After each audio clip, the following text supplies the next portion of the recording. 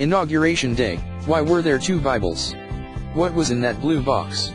Mother Nature decided against raining on Donald Trump's parade after all. But what if it had poured? And why was the new president sworn in with his hand over two Bibles? And just what did his wife present to the First Lady who preceded her, Michelle Obama, when the two couples met on the White House steps Friday morning? We've got answers to these and your other inaugural day burning questions here. 1. What would have happened if it poured during the inauguration ceremony? Weather historically has not been a friend of inaugurations. January in the nation's capital normally brings frigid temperatures. But only once in recent history has extreme cold forced a ceremony indoors. That happened with Ronald Reagan's second inauguration in 1985, when the high temperature failed to reach double digits. Forecasts for Friday had called for some rain, although the timing and amount were never certain. Trump joked the evening before that he welcomed the rain, even in downpour, because then, people will realize it's my real hair. While it did sprinkle at times during the ceremony, prompting some in the audience to pull out ponchos or small umbrellas, the rain stayed away for the most part. Still, the day's forecast was enough to convince the National Park Service to alter its list of prohibited items to allow for small umbrellas on the Capitol grounds and along the parade route. 2. Why did Trump have more than one Bible during the ceremony? Earlier this week, then President-elect Trump announced he would use two Bibles to take the oath of office. One was his own, a gift from his mother in 1955 just before he turned 9, the other Bible was the one used by Abraham Lincoln in 1861. In his first inaugural address, President Lincoln appealed to the better angels of our nature, Presidential Inauguration Committee Chairman Tom Barrack Jr. said in a statement. As he takes the same oath of office 156 years later, President-elect Trump is humbled to place his hand on Bibles that hold special meaning both to his family and to our country. The only other president to use the Lincoln Bible, which officially belongs to the Library of Congress, was Barack Obama, both in 2009 and 2013. 3. What will happen to the Twitter handle that President Obama used while in office? The official @POTUS account belongs to the president in office.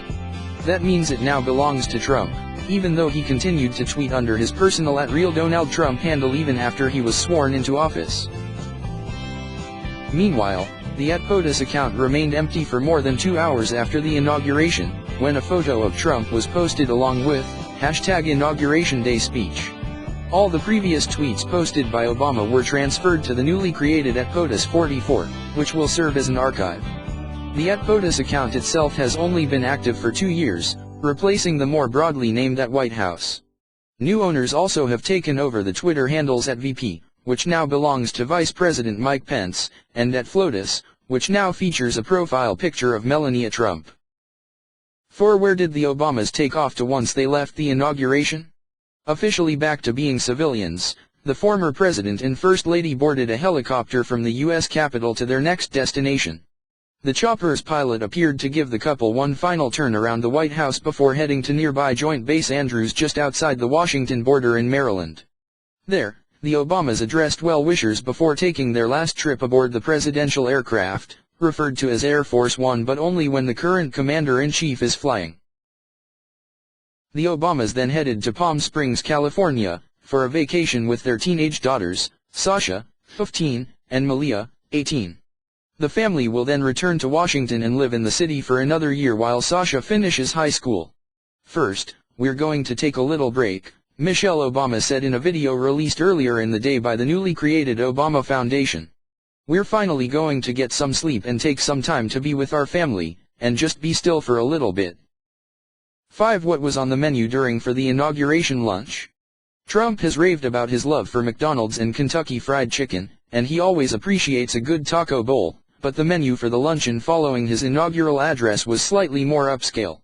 The new president dined with about 200 elected officials and dignitaries for the traditional lunch thrown by the Joint Congressional Committee on Inaugural Ceremonies, which plans the swearing-in ceremonies for the president and vice president.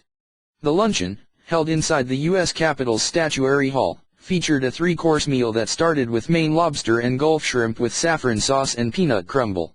Grilled 7 Hills Angus beef with dark chocolate and juniper juice followed, and for dessert, guests were served chocolate souffle and cherry vanilla ice cream. 6. What was that box Melania Trump handed to Michelle Obama outside the White House on Friday morning? It was perhaps the most awkward public exchange of the day. When Melania Trump arrived with her husband at the White House on Friday morning to meet with their outgoing counterparts, she came with a surprise gift. The powder blue, ribbon-wrapped box, which many assume came from Tiffany & Co., presented logistical problems when the two couples had to immediately pose for official photographs before going inside for coffee and tea. Obama, unsure of where to put the box, ended up handing it to her husband, who gave it to a staff member just inside the door. The contents of the box. So far, only the Obamas and Trumps know.